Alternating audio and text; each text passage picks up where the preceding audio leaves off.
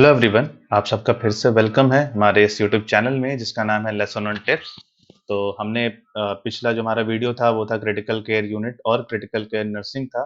तो उसके आगे का जो हमारा पार्ट है वो है क्रिटिकल केयर यूनिट। तो हम लोग आगे देखते हैं क्रिटिकल केयर यूनिट क्या होती है।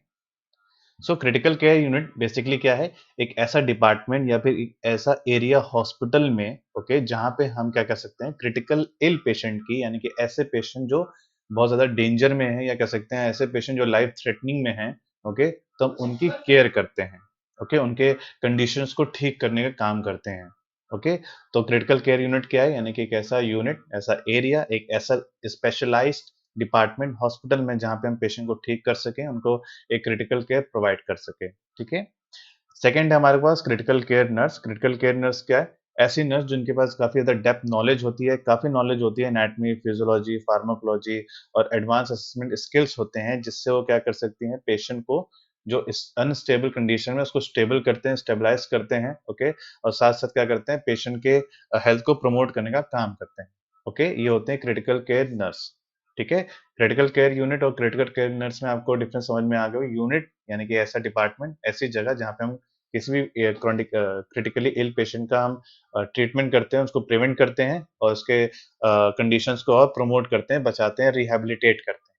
लेकिन क्रिटिकल केयर नर्स क्या है, ऐसी नर्स, ऐसे हेल्थ वर्कर्स जो बेसिकली क्या कर रहे हैं कि काफी नॉलेज अपने नॉलेज के अकॉर्डिंग, अच्छी नॉलेज के अकॉर्डिंग क्या करते हैं, ऐसे क्रिटिकली इल पेशेंट को प्रिवेंट करते हैं, बचाने का काम करते हैं, रिहैबिलिटेट करते हैं, ओके।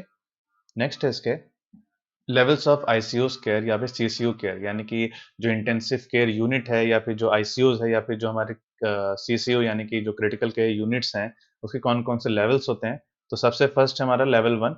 इसमें क्या होता है कि हम हमारे पास जितने भी इक्विपमेंट्स होते हैं वो ज़्यादातर हम क्या करते हैं, पेशेंट पे ज़्यादा यूज़ करते हैं ताकि पेशेंट को हम ठीक कर सके जल्दी, ओके। और इसमें ज़्यादातर क्या होता है, स्पेशलाइज्ड नर्स और साथ साथ फिजिशियंस का ज़्यादा हेल्प होती है इसमें, या कह सकते हैं काफ़ी काम होता है जिससे हम पेशेंट को ठीक कर सकें, ओके।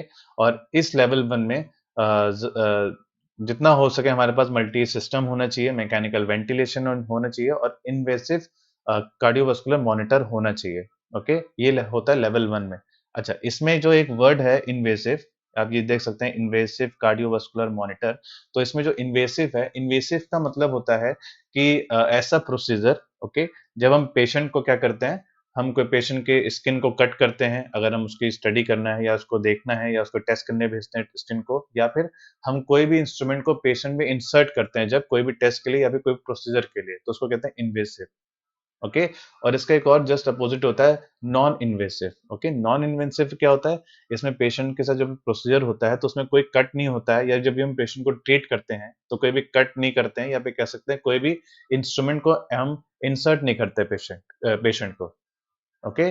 तो उसको कहते हैं नॉन इन्वेसिव। इन्वेसिव क्या है, मैं फिर से बोल देता हूँ। इन्वेसिव मतलब होता है कि जो भी हम प्रोसीजर या जो भी हम ट्रीटमेंट कर रहे हैं पेशेंट के साथ, तो उसमें क्या कर रहे हैं, पेशेंट का कोई भी हम पार्ट को कह सकते हैं कट करते हैं, स्किन को कट कर रहे हैं, या फिर पेशेंट पे हम कोई भी इंस्ट्रूमेंट को हम क्या कर रहे हैं, इंसर्ट कर रहे हैं, ओके। जैसे कि इसमें क्या होता है, बायोप्सी भी होता है। जैसे बायोप्सी के लिए हम जब भी कोई पेशेंट की क्या कहते हैं, कोई चीज़ हम रिमूव करते हैं, ओके, पेशेंट से, या फिर एंडोस्कोपी जब हम करवाते हैं तो वो आ गया आपके इनवेसिव प्रोसीजर में, ओके, ठीक है। लेकिन नॉन इन्वेसिव में क्या हो रहा है, हम कोई भी स्किन नहीं कट कर रहे हैं, कोई भी पार्ट नहीं निकाल रहे हैं, यहाँ पे कह सकते हैं कोई भी हम इंस्ट्रूमेंट एंटर नहीं कर रहे हैं। और नॉन इन्वेसिव में कौन कौन से प्रोसीजर होते हैं, मेजर कौन कौन से प्रोसीजर होते हैं, कॉमन कौन कौन से होते हैं, सीटी स्कैन हो गया, एमआरआई हो गया, या ईसीजी हो गया, ओके। इसमें तो कोई ऐसा तो होता नहीं है कि हम इंस्ट्रूमेंट को इंसर्ट करते हैं, ठीक है। तो अगर आपको कहीं भी दिखता है कि सीटी स्कैन किसी पेशेंट का हो रहा है या किसी पेशेंट का एमआरआई या ईसीजी हो रहा है, तो आप तुरंत समझ सकते हैं कि ये जो प्रोसीजर है ये आपका नॉन इन्वेसिव में हो रहा है, ओके। लेकिन अगर पेशेंट में कोई कैथराइजेशन हो रहा है, ओके, या कोई फॉलिस डल रही है, या सॉरी, या बायोप्सी के लिए हो रहा है, ओके, तो आप समझ जाइएगा कि वो चीज़ जो प्रोसीजर है वो इन्वेसिव है। तो नॉन इन्वेसिव और इन्वेसिव में आपको समझ में आ गया होगा। नेक्स्ट इसी में कि लेवल 1 बेसिकली कहाँ-कहाँ होते हैं, ओके, आपको कैसे समझ में आएगा कि ये लेवल 1 यूनिट है। तो लेवल 1 यूनिट में बेसिकली जो यूनिट होती है, जो आईसीयूज़ या सीसीयूज़ होते हैं, वो 6 टू 8 बेडेड के होते हैं, और ये ज़्यादातर कहाँ होते होते हैं, कहाँ पाए जाते हैं? स्मॉल डिस्ट्रिक्ट में पाए जाते हैं, या फिर प्राइवेट सॉरी प्राइवेट होम में, प्राइवेट हॉस्पिटल्स में जो छोटे होते हैं, स्मॉल होते हैं, और रूरल एरियाज में, ओके, जो विलेजेस एरियाज में जो हॉस्पिटल पाए जाते हैं वहां पे ये 6 to 8 बेडेड होते हैं, तो उसको कहते हैं लेवल 1। ओके, साथ साथ क्या है इसमें हम ऐसे लेवल 1 में क्या होता है, रिससिटेशन प्रोवाइड होता है, okay, short term cardio respiratory support, okay, provide होता है, यानी कि हम ऐसे डिवाइसेस का यूज करते हैं ताकि पेशेंट का जो ऑर्गन है या बेसिकली जो पेशेंट का हार्ट है वो रिससिटेट हो सके, रीस्टार्ट हो सके, ओके। और हम क्या कर सकते हैं, कार्डियो रेस्पिरेटरी सपोर्ट सिस्टम हम यूज करते हैं, ओके, और साथ साथ डिफिब्रिलेटर का यूज करते हैं हम पेशेंट पे, या कह सकते हैं लेवल 1 पे जो हमारे पास आर्टिकल्स होते हैं,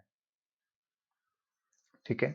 नेक्स्ट है इसी में कि लेवल 1 में क्या होना चाहिए कि वेंटिलेशन होना चाहिए ताकि हम पेशेंट को 24 से 48 घंटे तक हम पेशेंट को वेंटिलेट कर सकें, ओके। और साथ साथ इसमें क्या होना चाहिए, लेवल 1 में नॉन इन्वेसिव वेंटिलेशन भी होना चाहिए, ओके, ठीक है। तो आपको ये समझ में आ रहा होगा। इसमें क्या है, नॉन इन्वेसिव मॉनिटरिंग भी होनी चाहिए, जैसे कि वाइटल साइन और ईसीजी जैसा कुछ टेस्ट होना चाहिए इस लेवल 1 में। अगर जैसे हम बात करें डिस्ट्रिक्ट हॉस्पिटल में या स्मॉल प्राइवेट होम में या रूरल एरियाज में जो भी हॉस्पिटल हैं, उसमें क्या-क्या चीज़ें होनी चाहिए, रिससिटेशन के लिए आर्टिकल्स होने चाहिए, मटीरियल्स होने चाहिए, इक्विपमेंट्स होने चाहिए, okay, short term cardio respiratory support system भी होना चाहिए उस जगह, ओके, डिफिब्रिलेटर भी होना चाहिए, साथ-साथ ऐसे वेंटिलेटर्स होने चाहिए जहाँ पे पेशेंट को हम 24 से 48 घंटे के लिए हम क्या कर सकते हैं, हम वेंटिलेट कर सकें, ओके। और साथ-साथ नॉन इन्वेसिव वेंटिलेशन होना चाहिए ऐसी जगह पे, ठीक है। और वहाँ पे वाइटल साइंस के लिए एक क्राइटेरिया होना चाहिए, प्रॉपर एक जगह होनी चाहिए, और ईसीजी के लिए, ठीक है। और साथ इसमें क्या है, blood bank, basic clinical lab और radiological department should be there, यानी कि वहाँ पे ब्लड बैंक भी होना चाहिए, एक बेसिक क्लिनिकल जो लैब होती है वो होनी चाहिए वहाँ पे, ताकि हम कोई टेस्ट कर सकें तुरंत ही, और साथ साथ रेडियोलॉजिकल डिपार्टमेंट भी होना चाहिए, ओके। ये होता है हमारे लेवल 1, ठीक है। नेक्स्ट हमारे पास लेवल 2। लेवल 2 में क्या था, जैसे लेवल 1 था तो लेवल 1 में कह सकते हैं एक स्मॉल एरिया बेसिकली, और लेवल 2 में हम कह सकते हैं एक मीडियम एरिया, ओके, जहाँ पे हम क्या करते हैं, थोड़ा अपने क्वालिटी केयर को और हाई करते हैं, ओके। लेवल 1 से हम थोड़ा और प्रमोट करते हैं और हाई करते हैं। तो इसमें क्या होता है, इसमें भी लिमिटेड सोर्स होते हैं जो कि हम क्रिटिकल केयर पेशेंट के साथ कर रहे हैं, ओके, पेशेंट को दे रहे हैं, ओके। और इसमें क्या हो रहा है, हाई क्वालिटी केयर हम पेशेंट को देते हैं, ठीक है। और लेवल 2 में क्या प्रोवाइड हो रहा है, कैसे पेशेंट को हम क्या प्रोवाइड कर रहे हैं, ऑब्जर्वेशन प्रोवाइड कर रहे हैं, मॉनिटरिंग और लॉन्ग लॉन्ग टर्म रेसिडेंस हम डॉक्टर्स प्रोवाइड कर रहे हैं पेशेंट्स पे, या कह सकते हैं हम पेशेंट को ट्रीट करने के लिए इसको हम प्रोवाइड करते हैं, ठीक है। और इसमें जो रेशियो होना चाहिए पेशेंट का और नर्स का वो होना चाहिए 1:2, यानी कि आप ये जो 1 देख रहे हैं, ओके, ये 1 बेसिकली नर्स है, और जो 2 मतलब है कि इस नर्स के अंडर में कितने पेशेंट रहने चाहिए, यानी कि एक नर्स 2 पेशेंट को देखेगी या देखेगा, ठीक है। और साथ-साथ क्या होना चाहिए, जूनियर मेडिकल स्टाफ भी उस जगह होना चाहिए, ठीक है। इसी के आगे है क्या-क्या चीज़ें हैं इसमें, जैसे हमने अभी पहले देख लिया, observation, monitoring and long term residence doctor होना चाहिए वहाँ पे, और 1:2 नर्स पेशेंट का रेशियो होना चाहिए, यानी कि 1 नर्स पे 2 पेशेंट होने चाहिए, और must be capable to provide complex multi system like support, कौन-कौन से होने चाहिए, यानी कि कोई भी कॉम्प्लेक्स मल्टी सिस्टम प्रॉब्लम है, कोई भी कॉम्प्लेक्स प्रॉब्लम है, या कॉम्प्लेक्स मल्टी सिस्टम सपोर्ट देना चाहिए मैं पेशेंट को, कौन-कौन से सपोर्ट देना चाहिए, मैकेनिकल वेंटिलेशन होना चाहिए, रीनल सपोर्ट होना चाहिए, रीनल सपोर्ट यानी कि किडनी से रिलेटेड सपोर्ट होना चाहिए, या इक्विपमेंट्स होने चाहिए, और इन्वेसिव कार्डियोवास्कुलर मॉनिटर होना चाहिए, ठीक है। तो इन्वेसिव आप समझ गए हो, यानी कि ऐसा प्रोसीजर, मैं फिर से बोल दे रहा हूँ, ऐसा प्रोसीजर जब भी हम क्या करते हैं कि पेशेंट पे कोई भी हमने इंस्ट्रूमेंट हमने एंटर किया है, इंसर्ट किया है, ओके, या इसके स्किन को हमने कट किया, या फिर हमने कोई भी उसके बॉडी पार्ट को रिमूव किया, या फिर हमने निकाला है, ओके, आउट किया है, तो उसको कहते हैं इन्वेसिव। या हमने कह सकते हैं कि हल्का सा अगर हमने कोई भी कट भी लगा दिया है कुछ वहाँ पे ट्रीट करने के लिए, तो वो भी क्या है, इन्वेसिव प्रोसीजर में आता है। और नॉन इन्वेसिव में क्या होता है, हम पेशेंट के शरीर में कोई भी कट नहीं लगाते, जरा से भी कट नहीं लगाते, तो वो हो गया तुम्हारा नॉन इन्वेसिव, ठीक है। फिर क्या है, लार्ज जनरल हॉस्पिटल में लेवल 2 पाया जाता है, ज्यादातर ये जो लेवल 2 है लार्ज जनरल हॉस्पिटल में पाया जाता है, जैसे कि 500 बेडेड से जो ऊपर बेडेड होते हैं, ओके, वहां पे क्या होते हैं, ये लेवल 2 होते हैं ज्यादातर, और उस आईसीयू में जो बेड स्ट्रेंथ होनी चाहिए वो 6 से 12 होनी चाहिए, ठीक है, ओके। इसी के इसी के बाद है आपका कि हमारे पास मल्टी सिस्टम सपोर्ट होना चाहिए वहीं पे, मैकेनिकल वेंटिलेशन, इन्वेसिव मॉनिटरिंग होना चाहिए, और प्रोटोकॉल और policies of ICUs of critical care units, यानी कि प्रॉपर जो भी हम पेशेंट को ट्रीट कर रहे हैं वो एक प्रोटोकॉल के अनुसार, यानी कि एक स्टेप के अनुसार, यानी कोई भी बिना प्रोटोकॉल के क्या कहते हैं अगेंस्ट हमें जाके पेशेंट को ट्रीट नहीं करना है, और एक पॉलिसीज के अकॉर्डिंग ही हमें पेशेंट को ट्रीट करना है आईसीयू की पॉलिसी के अकॉर्डिंग। ठीक है। नेक्स्ट है इसमें हमारे पास एक्सपेक्ट्स होते हैं, उसको इंक्लूड करते हैं ज़्यादातर कैसे, हीमोडायनेमिक केयर और डायलिसिस। हीमोडायनेमिक केयर में या कह सकते हैं इन्वेसिव हीमोडायनेमिक का है, इसमें मेजर करते हैं ब्लड वॉल्यूम और प्रेशर को, यानी कि जो हमारे हार्ट से ब्लड है, हमारे ब्लड स्ट्रीम में जा रहा है, जो हमारा ब्लड वॉल्यूम है या प्रेशर है, बेसिकली जब ये हार्ट से गुजर के क्या हो रहा है, हमारे ब्लड स्ट्रीम में जब चीजें जा रही है तो हम क्या करते हैं, उसको मेजर करते हैं। किस चीज को मेजर कर रहे हैं, ब्लड वॉल्यूम को और प्रेशर को। ठीक है, उसको कहते हैं इन्वेसिव हीमोडायनेमिक। ओके। और डायलिसिस क्या है कि हम इसमें जो भी हमारे ब्लड में वेस्ट प्रोडक्ट है या कोई भी एक्सेसिव फ्लूइड है, ओके, हम उसको क्या करते हैं, रिमूव करते हैं। और कब करते हैं, जब हमारा किडनी काम नहीं करता। ओके, किडनी का काम बेसिकली क्या है कि एक ओके फिल्ट्रेशन काम है बेसिकली।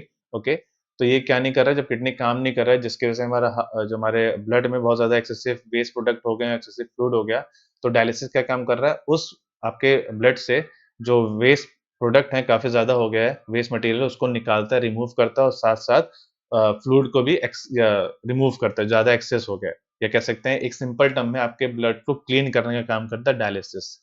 ओके। इसी के बाद है आपका इसी लेवल 3 में क्या-क्या एस्पेक्ट्स होते हैं। तो इसमें था, जैसे लेवल 2 में था कि 1:2 है, यानी कि एक नर्स पे 2 पेशेंट होंगे, ये लेवल 2 पे था। और लेवल 3 पे क्या है, इसमें एक नर्स पे 1 पेशेंट होता है। ठीक है, जिसमें हम multi system for indefinite period of time, यानी कि इसमें बहुत सी हम आर्टिकल्स यूज करते हैं, इक्विपमेंट्स, मशीन्स यूज करते हैं इनफिनिट, यानी कि काफी लंबे समय तक हम क्या करते हैं, पीरियड ऑफ टाइम, यानी कि ऐसे पेशेंट भी होते हैं जो सिर्फ 1 या 2 दिन या हफ्ते भर नहीं रहते, कभी कभी 2 या 3 हफ्ते, कभी कभी 1 मंथ भी हो जाते हैं, जो पेशेंट हमेशा रहता है। जैसे वेंटिलेटर, तो वेंटिलेटर पे क्या होता है, कोई ऐसा पेशेंट होता है जो काफी लंबे समय तक रहता है, तो हमारे पास वैसे आर्टिकल्स इक्विपमेंट्स होने चाहिए। Okay.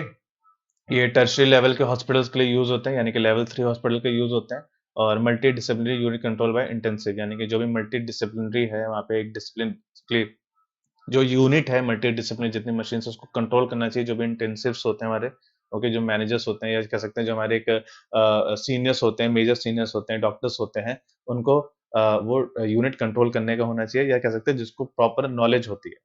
Protocol and policy care should be maintain, यानी कि प्रोटोकॉल से ही हमें पेशेंट को ट्रीट करना है, मेंटेन करना है, पॉलिसी भी हमें मेंटेन करना है जब भी हम आईसीयूज में क्या कहते हैं, अपने आप को सर्व करते हैं, या सीसीयूज में अपने आप को सर्व करते हैं।